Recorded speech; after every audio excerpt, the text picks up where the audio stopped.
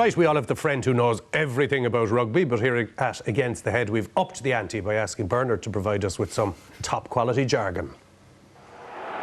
Yeah, the first one's a crocodile roll, with a lot of teams using leg tackles and having to release immediately. You can be much more active on the ground to give better ball presentation.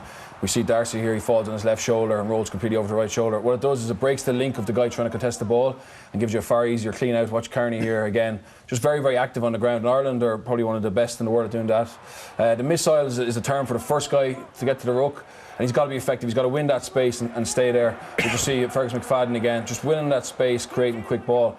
The last one's a can opener. If you're not effective with your missile, if you're late getting there, you got to try and twist the player to give you the space for the second guy in to finish the job. It's probably your last resort, but it is a way of recycling the ball. Again here, Devin Toner, Trimble gets a slight bad angle, but he opens him up, and Paul O'Connell finishes the job. And it's just some of the buzzwords that are in rugby at the moment.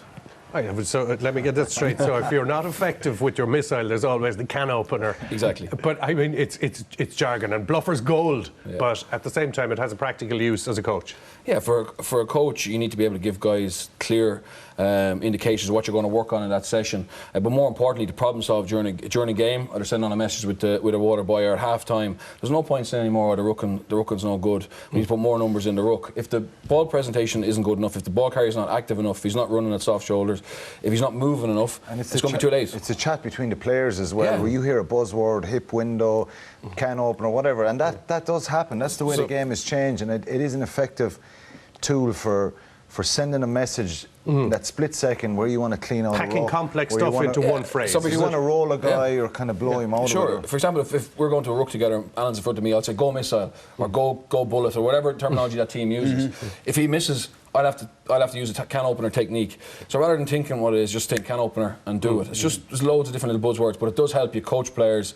It helps have terminology on every exact detail, and also it helps you in terms of your stats. You know, you can work out how many times you have to use a can opener, for example, and that will be show that your support wasn't quick enough. Small little things like that. But also for the players contesting the ruck as well, they're going to have the buzzwords about long body in different positions and different buzzwords to get in and attack the ball. And 99% of most rucks now are decided by the first three people in, aren't they? The carrier and the next two in decides. The rest is just dressing. Exactly, the rest is dressing, and how the defensive side react to that. If your key man, your first man there is effective, they probably won't contest or whatever, and then it's just a race around the corner or a race to play next play.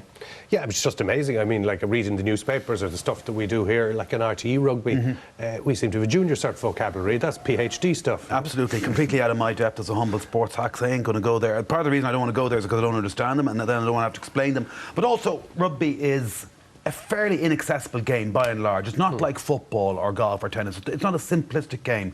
And rugby, particularly around the time of the Six Nations, draws in a lot of new fans. And you don't want to overcomplicate it for them. So it's fine coaches' jargon, but you wouldn't want to be using too much of that stuff on commentary now, would you, for example? No, it's very hard. You got it's handy with footage jargon. To explain it, but to just say it on the radio or on TV and not be able to actually identify it. And so what we do is when we do our video analysis, we'll show examples rather than, so make sure everyone at the start of the season is clear of the terminology we're going to use, and then you refer back to that. Oh yeah, I just think it's wonderful stuff to bring down the pub or club or wherever you're going with your missiles and all the rest of it. We'll have more from Bernard in the show in a week or two anyway.